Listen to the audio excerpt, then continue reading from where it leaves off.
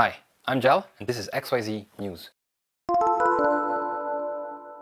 First of all, thanks a lot for watching. It really means a lot to me. And second of all, well, if this is the first time you watch, I do these videos every Friday or Saturday, depending on how long it takes me to edit them. So fear not, I'm not just another news channel. Actually, my goal with this whole XYZ brand is to do deep dives, do maybe video essays or some kind of documentaries about subjects that are important, that are fun, that are interesting, that are unknown maybe, and just to bring information to you people. And yeah, with the XYZ news concept, I'll try to condense into 5 or 10 minutes a week the most important news that I watched, or the things that just gathered most attention. So yeah, thanks for being here. First story of the day will be something very motivational, inspirational, something where you want to grab the stars and everything seems to be possible.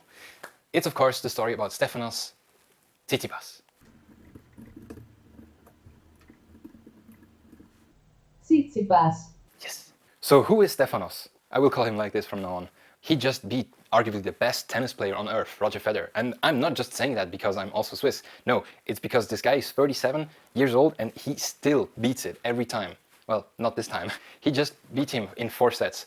He won 3 of them. It's crazy. It was an awesome match. So why did this story catch my eye? I mean, on the one hand, he just beat one of us, and on the other, well, he's such a motivational young man.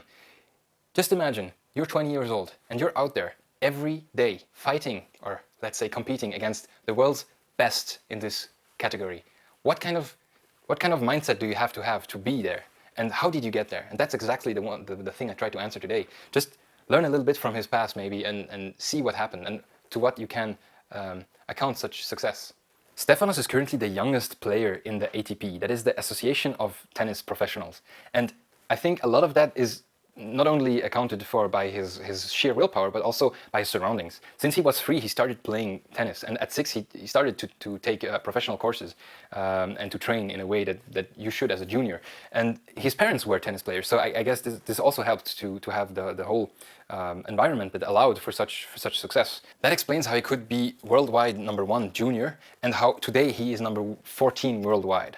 I remember when I was watching some of his matches in 2017. That's actually the year when he entered the ATP, and I remember him play at the Rotterdam, at the French, and at the US Open, where he just always tried and always lost at some unfortunate match where he just wasn't up to his game on this day. And I remember how I felt in this moment as also a young guy when you just watch this dude having his passion and just fighting his way through the world's best basically, and just trying to prove to himself, to the world and to his opponents that he can be the guy he wants to be, and he never gave up. And this is such an inspiring thing, even thinking back, like how you just have to stay focused on something and get better and then prove to the world that you're better. And finally, at the European Open that year, he had to face world's number 10, David Goffin.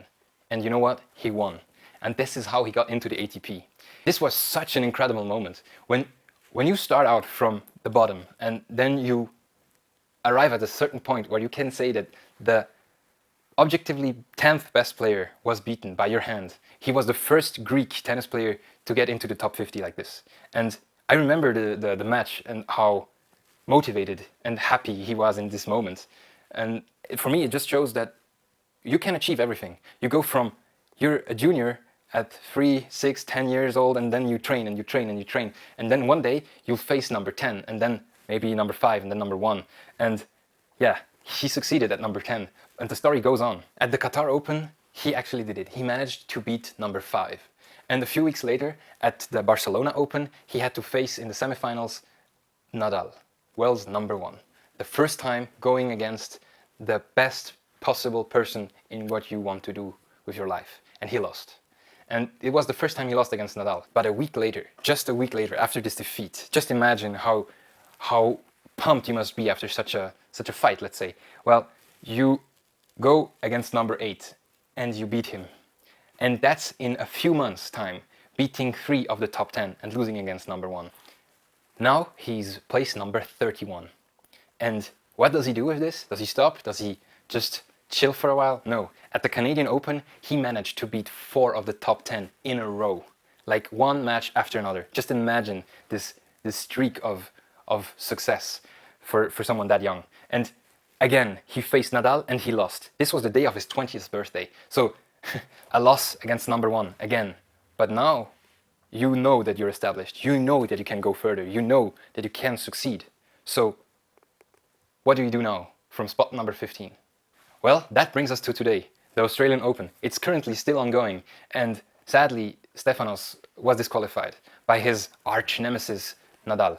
He lost in the semifinals, and he was destroyed by it. And it hurt me so much seeing his press conference afterwards, because I really could feel his pain. You did all this, you just proved to the whole world that you have the guts to achieve what you want, and then at the end of somewhere where you could prove to everyone that you improved, with all this hiatus with Casey Neistat and other people, you're stopped. You're stopped in your tracks, in the middle of your tracks. And actually, I'm happy for him, because I know that he will use this and just transform it into something far greater. And the craziest thing is that this guy is just the beginning of his career. It's like the first step. It's the first thing. He's 20 years old, for God's sake. And this is inspirational. For me, this is how legends are born. It's the story before you're number one. And I'm sure, Stefanos, if you watch this one day, that you will be able to beat Nadal soon. I trust you for this. Some of the highlights of the matches from Nadal or Federer, I linked them down below. And also the video of Casey Neistat. Actually, since he talked about his YouTube journey, Stefanos has a YouTube channel, I linked it down below. He talked about it, and he talked about his inspirations. And some of them are, of course, Casey Neistat and Peter McKinnon. A few days later, Casey, of course, posted a video where he chatted with Peter, and they will do a collaboration. And I can't wait to watch this video. I will link it down below if it's out. So yeah, next story. Before we go into the next story, I would like to ask you something. I actually tried to have 4 or 5 stories in this video, but I noticed that to go deep into all of them, I would need 20, 30 minutes, and that's just not something that you people would watch. So for next week, what would you like to hear about? I had some stories about Venezuela or Bolivia, which are actually currently in some political situations that are very tense. Or would you like me to talk about some stuff that is a little bit less heavy, like, for example, tech news about new Samsung or new iPhones or new tech in general? Please let me know down in the doobly-doo. Brexit. What exactly is it? Why do we care? And why does it take so damn long? First of all, if you don't know anything about Brexit, it's the exit of the United Kingdom from the European Union.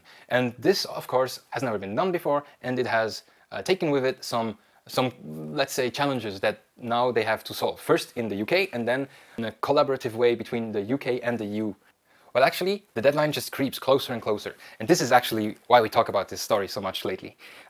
Theresa May, which is the Prime Minister at the moment, she had, since March 2017, the time to figure out a deal how the UK can leave the EU.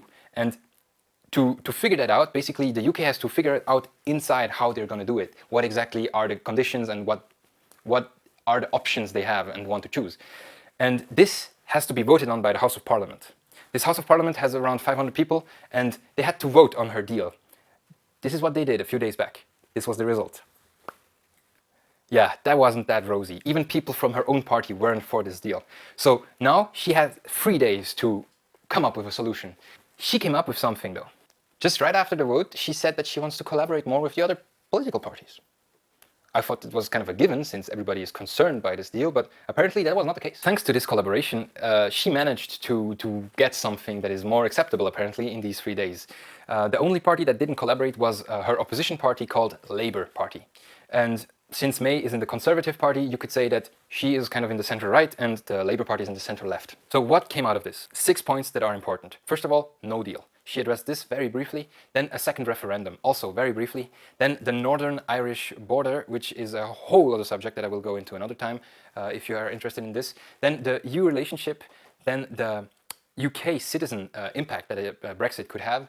And of course the EU citizenship. A no-deal Brexit means basically that the UK will leave the EU without any preparations, without anything set in stone. There is no period of transition that could help things get along. And experts think that this would be a huge debacle. People think that this could create tensions for trade, for citizenships, for studying, for the border between Northern Ireland and Ireland. So this is a huge, huge question mark. What exactly would happen then? But mostly nobody wants this to happen. Nobody wants a no deal. Then a hard Brexit. The hard Brexit is kind of the ugly divorce of the EU and of the UK. And basically cuts all the ties with it. There are no deals, and there would be no single market, there will be no customs union, there will be a separate court of justices for both. And this is what a lot of the promoters of this Article 50, the referendum they voted on in 2016, were advocating, just cutting all the ties. Now, this would allow the UK to be able to put in place whatever they want with every country they want. They could establish everything by themselves and wouldn't have to oblige to any rules. And then we have the soft Brexit. A soft Brexit would be kind of a pick and choose kind of deal. The EU actually already stated that they wouldn't agree to such a thing, so I don't know what exactly they are still debating on. But so regarding no deal, she actually said that revoking or prolonging Article 50 wasn't possible for various reasons, actually.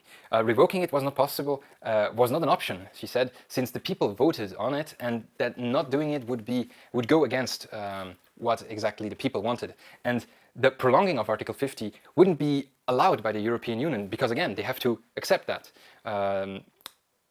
Because as long as the UK doesn't have an agreement inside of it, why should the EU agree to any terms?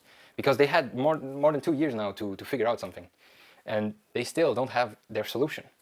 Point number 2 she talked about, the second referendum. Regarding this, she said that it would set a very bad precedent for the democracy if something that was voted on again. They are all scared that this could lead to something where every time that something takes too long, that they could just vote on again and vote on again, vote on again. And this would undermine certain opinions and certain people. Well, since it can be seen as such, I can't say much about it. But on the other hand, I have to give some other thing I came about, is that a referendum in the UK doesn't have to be acted upon. So it's just something where the House of Parliament can take action, but they don't have to. Now I want to ask you guys, what do you think about this kind of procedure? Like, would you like a second referendum? Are you actually living in the UK? What do you think? Please tell me below. It would be very valuable to have your opinion on it. Point 3. Well, this is a tough cookie because let's say there are a lot of implications with this border. And what I could see from this whole House of Parliament video is that everyone was agreeing with the fact that we shouldn't change that this should be set how it is and that it can change. So for those who don't know, it's called the Good Friday Agreement, and there is a loaded history about this area and what this border actually implies. Since there's a lot to unpack about the whole Good Friday Agreement, I suggest you go onto Google or YouTube and just try to find something for yourself. But for those who know, Theresa May stated that she doesn't want to reopen the whole Good Friday Agreement, and her opposition actually also doesn't want to do that. But how are they going to do that if they exit the European Union? There has to be some impact on it. Well, they want to use what's called a backstop. And this backstop basically would allow the things how they are done at the moment to be prolonged till they can find out another way of doing them. And everyone seemed to be very happy with this solution or this agreement, but I just have to wonder, how are they going to do this? Because it's not a problem today, but it will be tomorrow, or at least after the Brexit happens. And this is one of the huge question marks I got from this whole thing, that people could be just so cool with this subject, even though it's actually one of the most concerning for everyone. Point 4 was pretty short. It was about the relationship going forward with the European Union. Probably one of the biggest chunks that should be in her Brexit deal. But actually, of the over 500 pages, there are only 7 pages describing this. This script is half as long. So she said that she wants to build a team of experts in finance and in all these other branches that are touched by the Brexit so that they can figure out the best possible deals with the EU. And again, I just don't get how this could have happened only now and why she didn't consult other people before. That you get me right, I don't want to critique her. I don't know her well enough or whatever happens there, but I mean, if you prepare something like this, you need experts on it. Maybe she wanted to wait till the deal was closed to get the experts, but I don't know, it doesn't make any sense to me. Point 5 was about the life quality of UK citizens after Brexit. It's one of the major points that is brought forward by the opposition and Labour Party. It will have a huge impact on the import and export, which can leave people with less or more food and business owners with less or more money. And she basically addressed it in one sentence, and it was that thanks to this situation, the UK will be able to lead the way, whatever that means. But okay, point 6. Basically, at the moment, as a EU citizen, you can go anywhere else in the EU and live there, or work, or study. And this would have been stopped with just a normal Brexit, or this could have been stopped with a Brexit. And this is one of the points that she already confirmed that will be possible. People from the EU will be able still to go to the UK and to live, work, and profit from all the social benefits that people can profit today. This won't change. The other way around, though, the UK citizenships that are going to the EU, well, they will have to negotiate with each country new deals. And they already have similar deals to what they have now, but they still have to figure out with each country how they're going to do it. Still, this is one of the news that I think personally very, very cool for a lot of people I know, because travel, of course, but studying is made so much more easy with this. It's getting late. What can we conclude here? Basically, May wants to collaborate more with other parties, wants to collaborate more with said parties and to be a little bit more inclusive, doesn't want to change anything with the UK, Ireland and Northern Irish border, and that she wants to keep the EU citizenship in the UK as it is. This is kind of the key points I could take out of it. Regarding no deal, it's still a big question mark, and regarding the second referendum, she just kind of put it out there. So I'll keep you posted on this story, and yeah, if you want to hear anything more about this whole Brexit stuff, please leave it down below. If you have other ideas for news stories, also down below. And what would be your input for the whole motivation that Stefanos proves? What inspires you to go further, and how do you do it to keep you motivated? And yeah, what about that second referendum? Please tell me what you think. Please subscribe and have a nice one.